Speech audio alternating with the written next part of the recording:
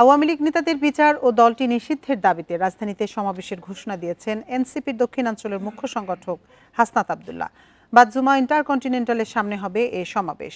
সকালে প্রধান উপদেষ্টার বাসভবন যমুনার সামনে এক সংবাদ সম্মেলনে এ ঘোষণা দেন তিনি। দলমত নির্বিশেষে সবাইকে সমাবেশে যোগ দেওয়ারও আহ্বান জানান হাসনাত আব্দুল্লাহ। জানান, আওয়ামী লীগের ইতিহাসের প্রতিটি স্তরে স্তরে রক্তের দাগ লেগে আছে। আওয়ামী লীগকে যারা রাজনৈতিক দল বলবে তারা বাংলাদেশি নয়। যতক্ষণ পর্যন্ত আওয়ামী লীগ নিষিদ্ধ না হবে ততক্ষণ কেউ ঘরে ফিরে যাবে না। আজকে আওয়ামী লীগের ফয়সালা রাজপথেই হবে বলেও জানান হাসনাত আব্দুল্লাহ। এদিকে রাত থেকে এনসিপি সহ কয়েকটি সংগঠন প্রধান উপদেষ্টার বাসভবন যমুনার সামনে অবস্থান করছে। দাবি আদায় না হওয়া পর্যন্ত অবস্থান কর্মসূচি অব্যাহত রাখার ঘোষণা তাদের। সময়ের সাথে সাথে তাদের আন্দোলন আরও জোরালো হচ্ছে। যতক্ষণ না পর্যন্ত আওয়ামী লীগকে, ফ্যাসিস্ট গণহত্যাকারী আওয়ামী লীগকে সন্ত্রাসী সংগঠন হিসেবে ঘোষণা দিয়ে নিবন্ধন বাতিল করে রাজনৈতিক কর্মসূচি নিষিদ্ধ করার মধ্য দিয়ে তাদেরকে নিষিদ্ধ করা হয় এবং বিচারিক প্রক্রিয়া সুস্পষ্ট রুটম্যাপ আমাদের সামনে উপস্থাপন করা হয়, ততক্ষণ পর্যন্ত আমরা এই রাজপথ ছাড়ব না। নিহতরা আছে, তারপরে যে আহতরা আছে, তাদের রক্তের উপর দিয়ে আসলে এরকম বেইমানি এগুলো তো আমরা মেনে নিব না। যেটা আমাদের ন্যায্য দাবি সেটা হচ্ছে আওয়ামী লীগ নিষিদ্ধকরণ। তাদেরকে প্রায় 7 থেকে 8 মাস সময় দেওয়া হয়েছে আওয়ামী লীগ নিষিদ্ধকরণ এবং প্রপার বিচারের জন্য। তারা বিচার করা তো দূরের কথা, তারা আজ পর্যন্ত আওয়ামী লীগের অঙ্গ সংগঠনগুলোকে নিষিদ্ধ করতে পারেনি, আওয়ামী লীগ তো দূরের কথা। আওয়ামী লীগ যারা ক্ষমতায় ছিল তাদেরকে এখনো কেন ব্যান করা হইতেছে না? এই দাবিতে আমরা তাদেরকে ব্যান করে ঘরে ফিরবো।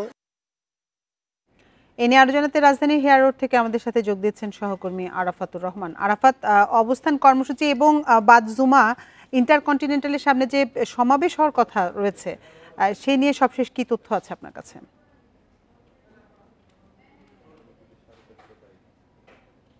এখন আছি আসলে মূল সমাবেশটা নামাজের পরপরই, অর্থাৎ জুমার নামাজের পরপরই শুরু হয়ে গেছে। এই স্টেজের যে সামনের অংশে আছেন যারা আহত তারা, আর স্টেজে আমরা যদি এখন দেখেন যে আমরা হাসনাত আব্দুল্লাহ, সার্জিস আলম এই দুজনে ইতিমধ্যে এসে গেছেন। এর বাইরে আমরা ইসলামী ছাত্র শিবিরের ঢাকা বিশ্ববিদ্যালয়ের যে সভাপতি তার নেতৃত্বে, ফরহাদের নেতৃত্বে একটি দলকে দেখেছি এখানে আসছে। আমরা স্টেজে দেখতে পাচ্ছি ইসলামী আন্দোলনের যে আমিরের যেই সহযোগী, সেই সহযোগী বা উপদেষ্টা আছেন। এছাড়া আমরা বিভিন্ন গণ্যমান্য ব্যক্তি যারা আছেন, মানে রাজনৈতিক ব্যক্তিত্ব, তাদেরকে এখানে দেখতে পাচ্ছি। আর এখন যেই ঘোষণাটি দেওয়া হচ্ছে যে সার্জিস আলম একটু আগে ঘোষণা দিয়েছেন, এই আন্দোলন, এই সমাবেশ একদিন হতে পারে, 30 দিন হতে পারে, যে এই সমাবেশে তারা আওয়ামী লীগকে নিষিদ্ধ করার দাবি পূরণ করে এখান থেকে যাবেন। তো এখনো পর্যন্ত আমরা, আপনি জানেন যে এই ইন্টারকন্টিনেন্টালের হোটেল ইন্টারকন্টিনেন্টালের সামনে থেকে সবশেষ তথ্য জানাচ্ছিলেন আমাদের সহকর্মী আরাফাতুর রহমান। চলে যাচ্ছি পরের খবরে। আওয়ামী লীগ নিষিদ্ধের দাবিতে ঢাকা আরিচা মহাসড়ক অবরোধ করে বিক্ষোভ করেছে জাহাঙ্গীরনগর বিশ্ববিদ্যালয়ের শিক্ষার্থীরা। বৃহস্পতিবার রাত 1টার দিকে আধা ঘন্টার জন্য সড়ক অবরোধ করেন তারা। এর আগে বিশ্ববিদ্যালয়ের বটতলা থেকে বিক্ষোভ মিছিল বের করেন শিক্ষার্থীরা। ক্যাম্পাসের বিভিন্ন সড়ক প্রদক্ষিণ শেষে মিছিল নিয়ে ঢাকা আরিচা মহাসড়কে অবস্থান করেন তারা। এ সময় আওয়ামী লীগ নিষিদ্ধের দাবিতে বিভিন্ন স্লোগান দেন ছাত্ররা। এছাড়া সাবেক রাষ্ট্রপতি আব্দুল হামিদের দেশত্যাগের সাথে জড়িতদের দৃষ্টান্তমূলক শাস্তির দাবি জানান শিক্ষার্থীরা। আধা ঘন্টা পর শিক্ষার্থীরা সরে গেলে ঢাকা আরিচা মহাসড়কে যান চলাচল স্বাভাবিক হয়।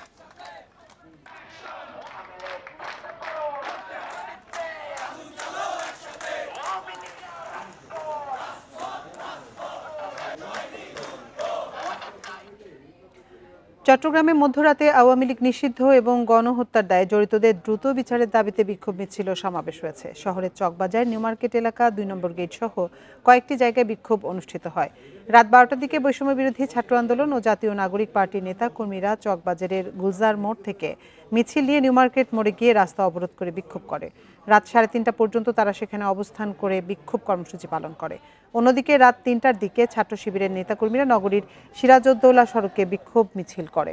এ সময় আন্দোলনকারীরা আওয়ামী লীগ নিষিদ্ধের পাশাপাশি গণহত্যাকারীদের বিচারের দাবি জানায়। আওয়ামী লীগের দোসর হিসেবে রাষ্ট্রপতির অপসারণও চান বিক্ষোভকারীরা।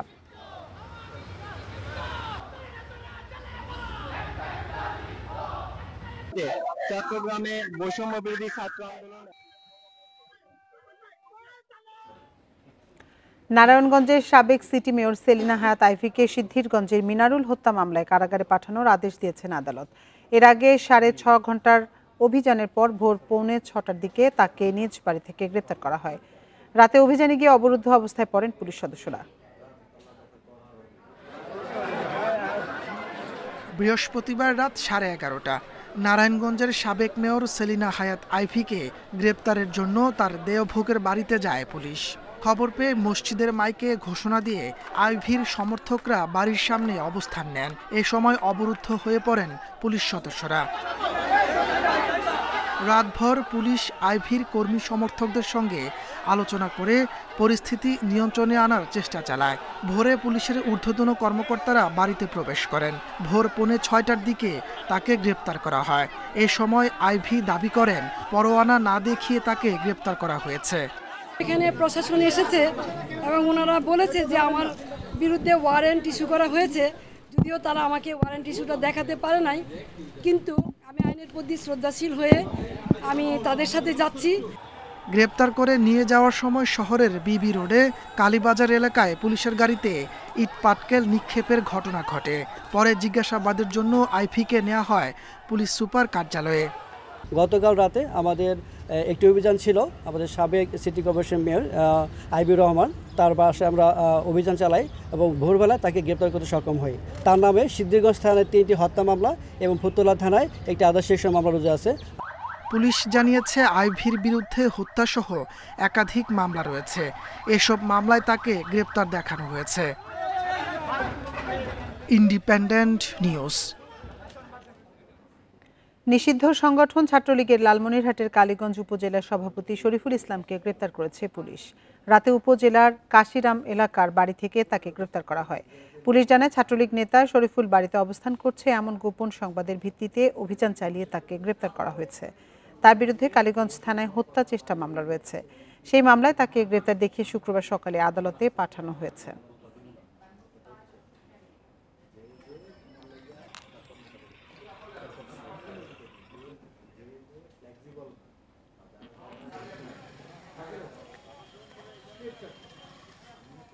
শেখ হাসিনাকে প্রধানমন্ত্রী উল্লেখ করে সংবাদ প্রকাশের অভিযোগে খুলনার স্থানীয় পত্রিকা দৈনিক দেশ সংযোগ অফিসে অগ্নিসংযোগ ও ভাঙচুর করেছে বিক্ষুব্ধরা। বৃহস্পতিবার রাতে নগরীর ছোট মির্জাপুর এলাকায় এ ঘটনা ঘটে। স্থানীয়রা জানায়, সকালে পত্রিকাটিতে প্রকাশিত একটি সংবাদে শেখ হাসিনাকে প্রধানমন্ত্রী ও আওয়ামী লীগের সাবেক সংসদ সদস্যদের সংসদ সদস্য হিসেবে উল্লেখ করা হয়।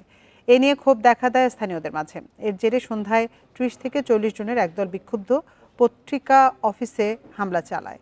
এ সময় ভাঙচুরের পাশাপাশি আগুন ধরিয়ে দেওয়া হয়। খবর পেয়ে ঘটনাস্থল পরিদর্শন করেছে পুলিশ।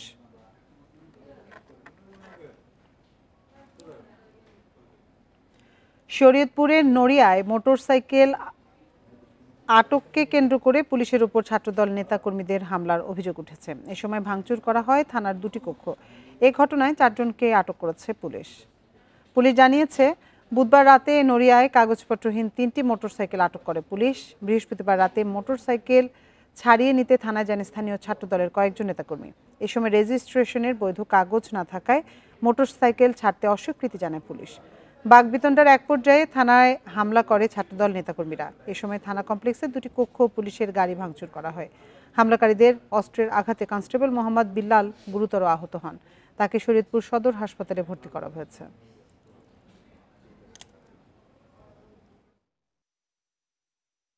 যারা জড়িত তাদেরকে ইতিমধ্যে সিসিটিভি ফুটেজ দেখে শনাক্ত করার চেষ্টা করছি এবং ইতিমধ্যে আমরা বেশ কয়েকজনকে আটক করতে সক্ষম হয়েছি এবং আমরা এই ঘটনায় আমরা অপরাধী যে দলেরই হোক না কেন আমরা তাদের বিরুদ্ধে সর্বোচ্চ আইনানুগ ব্যবস্থা গ্রহণ করব। এখন থেকে হজযাত্রীরা চাইলে ভিসা বাতিল করতে পারবেন, তবে সার্ভিস ফি বাবদ কাটা যাবে 360 সৌদি রিয়াল। ধর্ম মন্ত্রণালয় থেকে এক বিজ্ঞপ্তিতে এ তথ্য জানানো হয়েছে। এদিকে হজযাত্রা 10 দিনে 89টি ফ্লাইটে সৌদি পৌঁছেছেন 36,013 জন। এর মধ্যে সরকারি ব্যবস্থাপনায় 4,564 এবং বেসরকারি ব্যবস্থাপনায় পৌঁছেছেন 31,449 জন। আজ 3টি ফ্লাইটে ঢাকা ছাড়বেন আরও 1,014 জন, তবে এখনও ভিসা পাননি 1,742 জন। ঢাকা হজ অফিসের পরিচালক লোকমান হোসেন জানান, নির্দিষ্ট সময়ের মধ্যেই ভিসা পাবেন শতভাগ যাত্রী। বিভিন্ন জটিলতায় যাদের ভিসা আটকে ছিল তারা অতিরিক্ত খরচ ছাড়াই সৌদি যেতে পারছেন।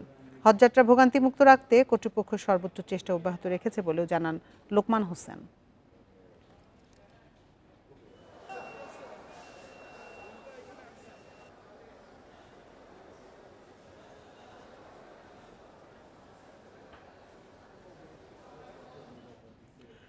নরসিংদীতে বৈষম্য বিরোধী ছাত্র আন্দোলনের তালিকায় ভুয়া আহতের নাম অন্তর্ভুক্তির অভিযোগ উঠেছে। আহত না হলেও আওয়ামী লীগ নেত্রীর মেয়ের নাম তালিকাভুক্তির প্রতিবাদ করায় শ্রাবণ নামে এক কলেজ শিক্ষার্থীকে কুপিয়ে জখম করার অভিযোগ উঠেছে।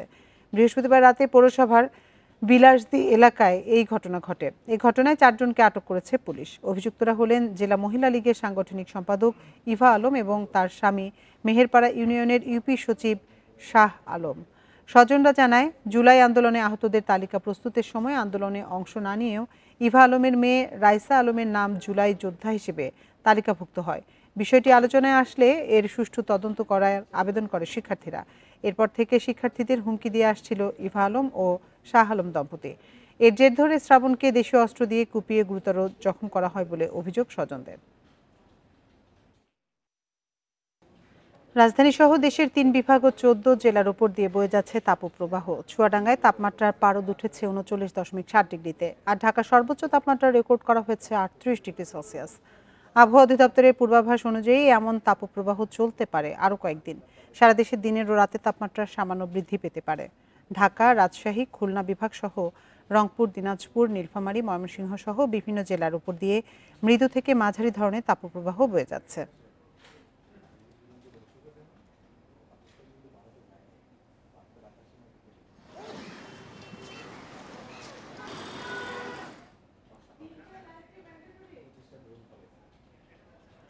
সারা দেশে ভ্যাপসা গরমে অতিষ্ঠ হয়ে উঠেছে জনজীবন। চুয়াডাঙ্গায় সকাল থেকে তীব্র গরমে ব্যাহত হচ্ছে স্বাভাবিক চলাচল। প্রয়োজন ছাড়া ঘরের বাইরে বের না হতে বারণ করা হয়েছে সবাইকে। মেহেরপুরেও ভ্যাপসা গরমে প্রাণী ও প্রকৃতিতে নেমে এসেছে চরম অস্বস্তি। নিম্ন আয়ের মানুষ গরমের কারণে কাজে যেতে পারছেন না। এদিকে কুয়াকাটাতেও তীব্র গরমে দুশ্চিন্তায় রয়েছে মৌসুমী সবজি চাষি সহ বিভিন্ন ফসলের বাগানিরা। এদিকে অস্বাভাবিক গরমে হাসপাতালগুলোতে বেড়েছে ডায়রিয়া ও চর্মজনিত রোগীর সংখ্যা। এদের মধ্যে শিশু ও বয়স্ক রোগীর সংখ্যাই বেশি।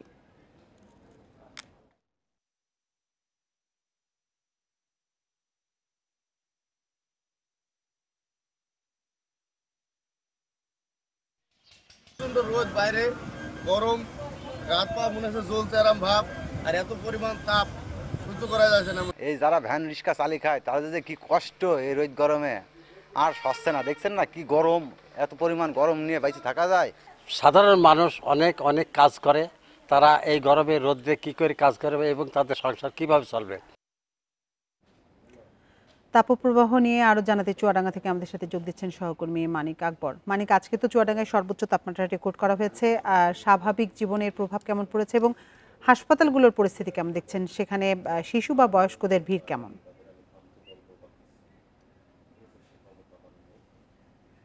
চুয়াডাঙ্গা সদর হাসপাতাল ঘুরে আমি দেখেছি সেখানে শিশু ও বয়স্কদের ভিড় আছে। তার কারণ তীব্র গরমে মানুষ অসুস্থ হয়ে হাসপাতালে আসছে, শিশুরাও আসছে। ডায়রিয়া ওয়ার্ড এবং শিশু ওয়ার্ডে রোগীর চাপ বেশি। হাসপাতালের বিশেষজ্ঞরা বলছেন, চিকিৎসকরা বলছেন যে এই সময়ে সতর্ক থাকতে হবে। শিশুরা যাতে কোনো ক্রমে পচা বাসি খাবার না খায়, অভিভাবকদের সে ব্যাপারে সতর্ক থাকতে হবে। আর বাইরের খাবার কোনো ক্রমে খাওয়ানো যাবে না। আর খুব প্রয়োজন না হলে রোদে না আসাই ভালো। আর টাটকা খাবার সবসময় খেতে হবে। এর পাশাপাশি যে অবস্থা চুয়াডাঙ্গায়, সেটা হলো গত 3 দিন ধরে চুয়াডাঙ্গার উপর দিয়ে কখনো মৃদু কখনো মাঝারি তাপপ্রবাহ বয়ে যাচ্ছে। তাপপ্রবাহের কারণে সকাল থেকেই থাকছে তীব্র রোদের তাপ। সকাল 9টার পর থেকে বাইরে আসা একটু কষ্টসাধ্য হয়ে পড়ছে। বেলা যত বাড়ছে তাপমাত্রা তত উপরের দিকে উঠছে। আজ বেলা 12টায় কিন্তু তাপমাত্রা মাঝারি তাপপ্রবাহের আওতায় চলে এসেছে। সাধারণত এমনটি দেখা যায় না। সাধারণত দেখা যায় যে বেলা 3টায় এসে কখনো কখনো তাপপ্রবাহ মৃদু থেকে মাঝারি কিংবা তীব্র তাপমাত্রায় রূপ নেয়। তো আজকের তাপমাত্রাটা ভিন্ন। গত 3 দিনের মধ্যে সবচেয়ে বেশি তাপপ্রবাহ আজ চুয়াডাঙ্গার উপর দিয়ে বয়ে যাচ্ছে। এই অবস্থায় মানুষের কষ্ট কিন্তু খুব বেশি বেড়ে গেছে।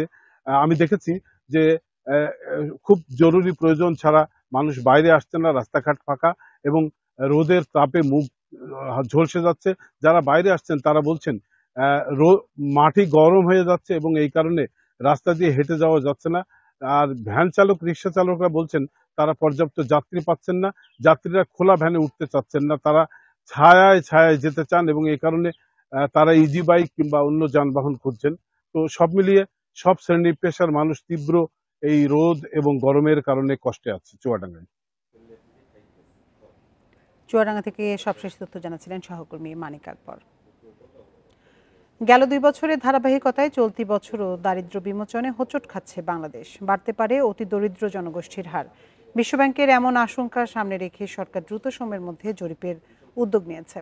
পরিকল্পনা উপদেষ্টা বলছেন, পরিসংখ্যান ব্যুরোর জরিপে নতুন দারিদ্র্যের কারণ ও করণীয় উঠে আসবে। বাজেটে তাদের জন্য থাকবে বিশেষ বরাদ্দের ব্যবস্থা।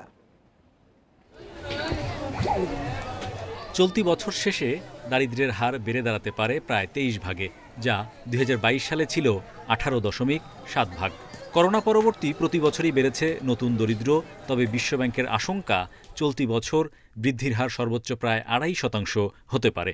দৈনিক $2.15 বা স্থানীয় মুদ্রায় 262 টাকার কম আয় করা অতি দরিদ্র মানুষের সংখ্যা বাড়তে পারে 30 লাখ। 3 বছরের ব্যবধানে এমন জনগোষ্ঠীর সংখ্যা প্রায় দ্বিগুণ হয়ে দাঁড়াতে পারে 9.3 ভাগে। করোনা পরবর্তী সময়েও বিনিয়োগ, কর্মসংস্থান বাড়েনি, বাজারে বেড়েছে নিত্যপণ্যের দাম। বিশ্বব্যাংক বলছে, গত বছরের শেষার্ধে এসব সংকট আরও প্রকট হয়। এ সময় চাকরি হারিয়েছেন প্রায় 4 ভাগ শ্রমিক, কারো কারো মজুরিও কমেছে। এতে অর্থনৈতিক সামাজিক বৈষম্য বাড়ছে। পরিকল্পনা উপদেষ্টা বলছেন, মাঠের বাস্তবতা জানতে জরিপ চালাবে পরিসংখ্যান ব্যুরো। বিশ্বব্যাংক বলছে, IMF বলছে দারিদ্র্য বাড়ছে, কিন্তু আমরা আসলেই দেখতে চাই দারিদ্র্য কতটুকু বেড়েছে গত 2-3 বছরে এবং সেটা কী কারণে বেড়েছে। সেটা কি কর্মসংস্থানের কারণে বেড়েছে, নাকি কৃষিপণ্যের কিছু কিছু দাম হঠাৎ কমে যাওয়ার কারণে বেড়েছে, নাকি মানুষের রোগ বালাই বেড়েছে বলে, স্বাস্থ্য খাতে ব্যয় বেড়েছে বলে সেটা হয়েছে।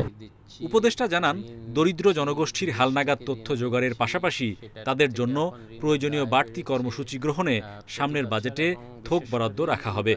বাজেটে যে বরাদ্দ দেওয়া হচ্ছে এর মধ্যে অনেক থোক বরাদ্দ থাকবে এবং অনেক বরাদ্দ থাকবে যেটা খাতোয়ারি আছে, কিন্তু দরকার হলে আমরা একটা কর্মসূচি থেকে আরেকটা কর্মসূচিতে নিতে পারবো।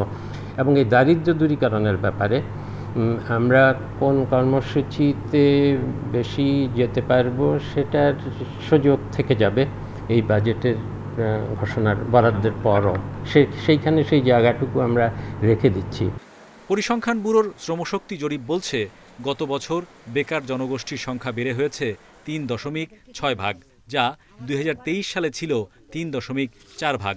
সবচেয়ে বেশি কাজ হারিয়েছেন সেবা ও কৃষি খাতের কর্মীরা।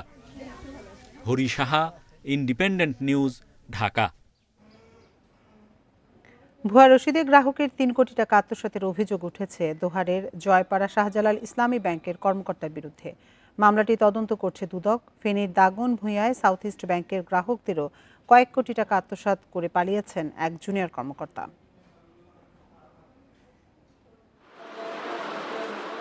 অসুস্থতার কারণে গত বছর প্রবাস থেকে পরিবার নিয়ে দেশে ফেরেন ঢাকার নবাবগঞ্জের সুরগাঁও এলাকার বোরহানুল হক। ভবিষ্যতে চিন্তায় 4 দশকের কষ্টের 60 লাখ টাকা রাখেন শাহজালাল ইসলামী ব্যাংকের জয়পাড়া শাখায়। সেই টাকা নিয়ে এখন লাপাত্তা ব্যাংকের সাবেক ম্যানেজার শহীদুল ইসলাম।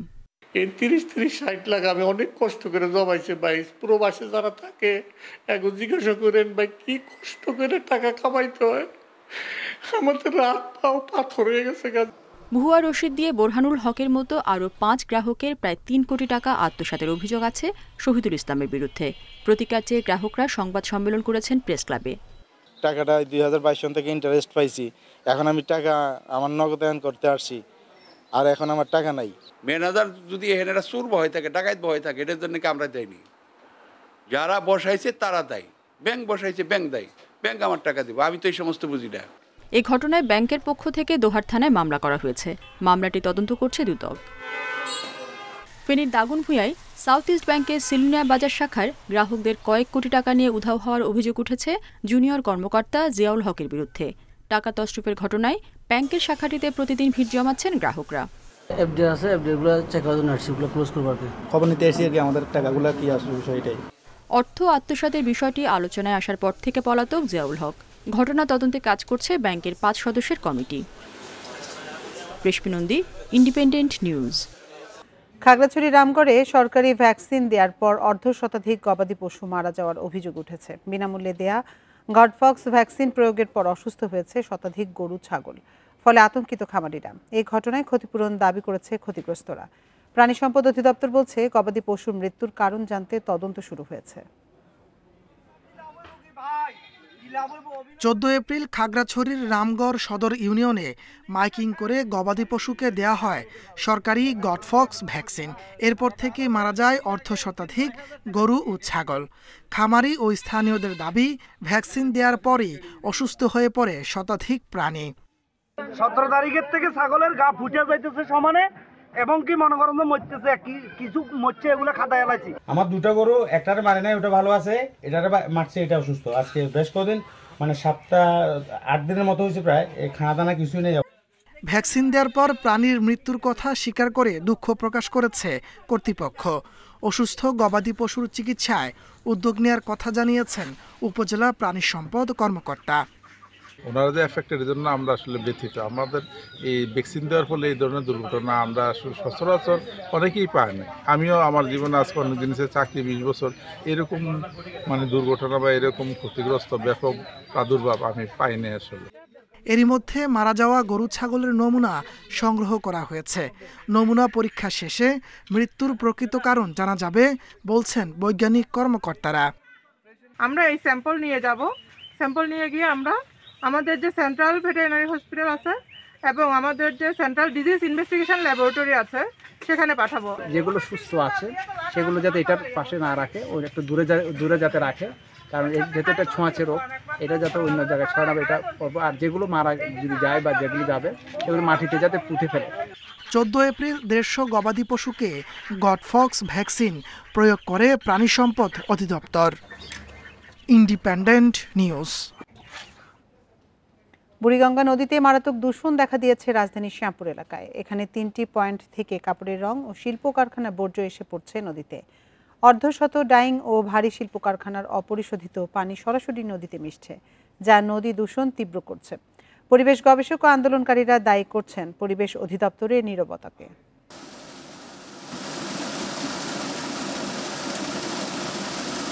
বুড়িগঙ্গার কদমতলী গুদারাঘাট পয়েন্টে আসছে রাসায়নিক মিশ্রিত পানি। শিল্প কলকারখানার অপরিশোধিত পানি এ পথেই মিশছে নদীতে। 1 কিলোমিটার উত্তরে গেলে শ্যামপুর ফায়ার সার্ভিসের ল্যান্ড স্টেশন। সেখানে আছে আরও একটি বড় ড্রেন। এ পথে শিল্প কলকারখানার বর্জ্য সরাসরি পড়ছে নদীতে।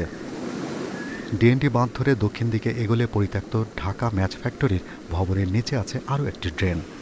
সেখান থেকেও কারখানার বর্জ্য আসছে নদীতে। এই শ্যামপুর শিল্পাঞ্চলের বয়স প্রায় 30 বছর প্লাস। 30 বছর প্লাস ধরেই তারা এখানে বর্জ্য ফেলছে, এবং এটা ধরেন দিনের পর দিন, মাসের পর মাস প্রকাশ্যভাবে পড়ছে।